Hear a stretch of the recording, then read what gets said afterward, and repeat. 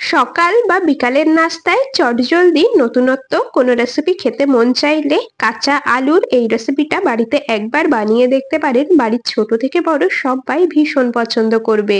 Recipe তৈরি করতেও খুব বেশি উপকরণ লাগে না, ঘরোয়া 2 থেকে 3টে উপকরণ দিয়েই রেসিপিটা তৈরি হয়ে যায়। চলুন আর বেশি কথা না বাড়িয়ে রেসিপি শুরু করা যাক। সবার প্রথমে এরকম 3টে মিডিয়াম সাইজের আলুর খোসা ছাড়িয়ে পরিষ্কার করে ধুয়ে নিয়েছি। এখন আলুগুলোকে একটা ছুরির সাহায্যে ছোট ছোট টুকরো করে কেটে নিতে হবে। দেখুন একটু ছোট ছোট টুকরো করে আমি কেটে নিচ্ছি। তো বন্ধুরা এই কাজটা করতে থাকি, আর আপনারা অবশ্যই আমাকে এই সময়টা কমেন্টসে জানিয়ে যাবেন আপনারা কে কোন জায়গা থেকে আমার আজকের এই রেসিপিটা দেখছেন, তবেই না আপনাদের কমেন্টসে ধন্যবাদ জানাতে পারবো। আপনাদের সাথে কথা বলতে বলতে 3টে আলুই খোসা ছাড়িয়ে পরিষ্কার করে ধুয়ে তারপরে এইরকম ছোট ছোট টুকরো করে কেটে নিয়েছি। আলুগুলোকে আরো একবার পরিষ্কার করে ধুয়ে নিই, তারপর আপনাদেরকে দেখাচ্ছি। দেখুন বন্ধুরা, আলুগুলো কেটে নিয়ে আরো একবার পরিষ্কার করে জলে ধুয়ে নিয়েছি। এখন এই আলুর পাত্রটাকে সাইডে সরিয়ে রাখবো। এরপর আমাদের যেটা লাগবে সেটা হলো সুজি। এখানে আমি চায়ের কাপ মেপে 1 কাপ নিয়েছি সুজি, 3টে আলু নিয়েছি, আর এইরকম চায়ের একটা কাপ মেপে 1 কাপ নিয়েছি ছোট দানার সুজি। আপনারা চাইলে ছোট বড় যে কোনো দানার সুজি ব্যবহার করতে পারেন।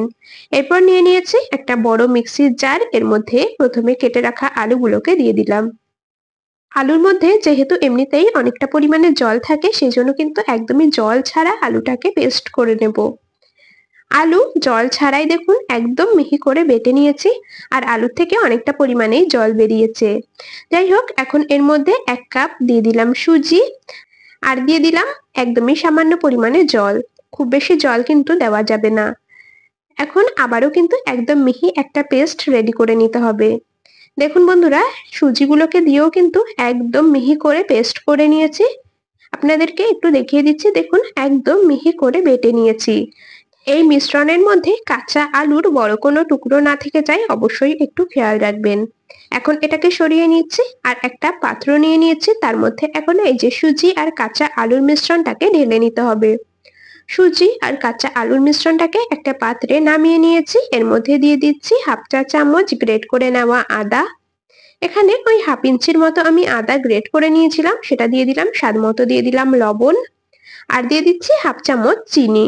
একটা চামচের সাহায্যে খুব ভালো করে সমস্ত উপকরণ দিয়ে এই মিশ্রণের সাথে মিশিয়ে নিতে হবে, আর একটু ভালো মতো করে ফেটিয়েও নিয়েছি। একটা চামচের সাহায্যে খুব ভালো মতো করে সমস্ত কিছুকে মিশিয়ে নিয়েছি।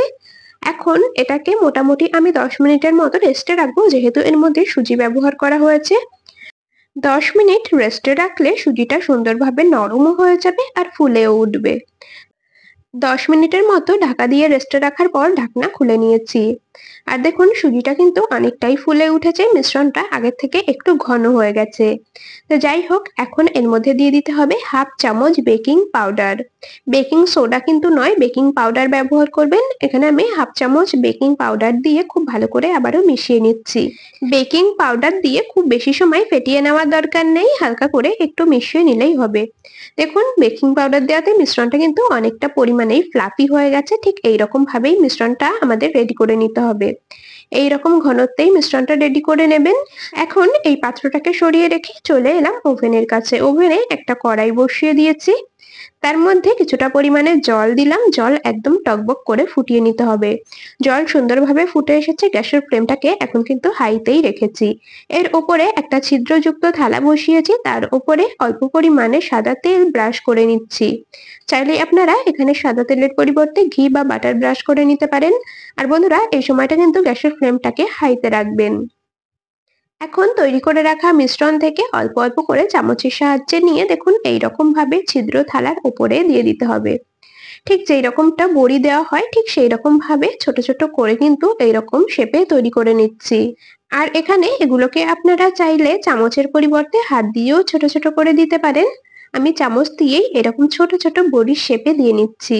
এই কাজটা আমি করতে থাকি। কাজটা করতে করতে বন্ধুরা প্রতিদিনকার মতো আজও আপনাদের সাথে একটা কথা শেয়ার করে নিই। আপনারা যদি আমার আজকের এই রেসিপিটা ইউটিউব চ্যানেল থেকে দেখে থাকেন, চ্যানেলটি সাবস্ক্রাইব করে বেল নোটিফিকেশন অলে সেভ করে রাখবেন। আর যদি ফেসবুক পেজ থেকে দেখে থাকেন, পেজটিকে ফলো করে রাখবেন এরকম আরো দারুণ দারুণ রেসিপির আপডেট সবার আগে পাওয়ার জন্য।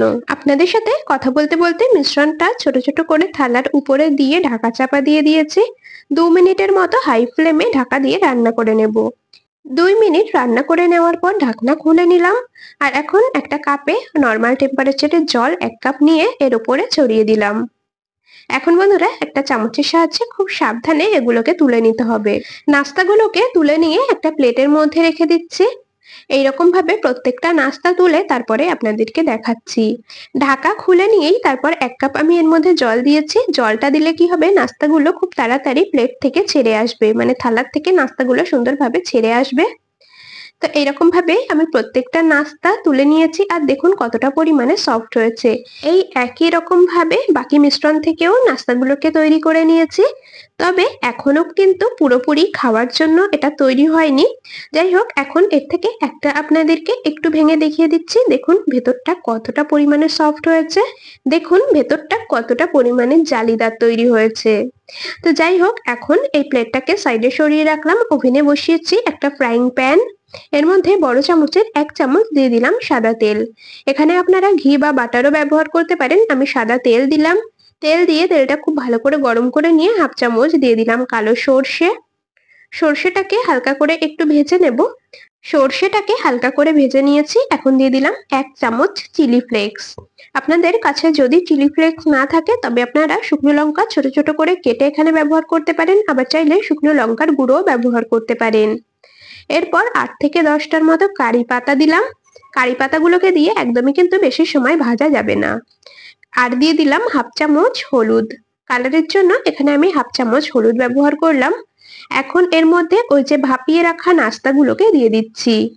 সমস্ত ভাপিয়ে রাখা নাস্তাগুলোকে আমি ফ্রাইং প্যানে দিয়ে এখন এই মশলার সাথে খুব ভালো করে নেড়ে চেড়ে মিশিয়ে নিতে হবে। বেশ ভালো করে এইরকম ভাবে 2 মিনিটের মতো ভেজে নেব, গ্যাসের ফ্লেম মিডিয়ামে রেখে। এইভাবে 2 মিনিটের মতো নেড়েচেড়ে ভেজে নিয়েছি। এখন দিয়ে দিচ্ছি স্বাদ মতো লবণ। যেহেতু এই যে নাস্তাগুলোকে ভাপিয়ে নেওয়ার সময় লবণের ব্যবহার করা হয়েছে, সেই বুঝে এখানে লবণ দিতে হবে। আর 1/2 চামচ টেস্টের জন্য দিয়েছি চিনি। খুব ভালো করে সমস্ত কিছু দিয়ে আবারও কিন্তু মিশিয়ে নিচ্ছি। খুব ভালো করে মিশিয়ে নিয়েছি। এখন বন্ধুরা এর মধ্যে দিয়ে দেব টমেটো কেচাপ।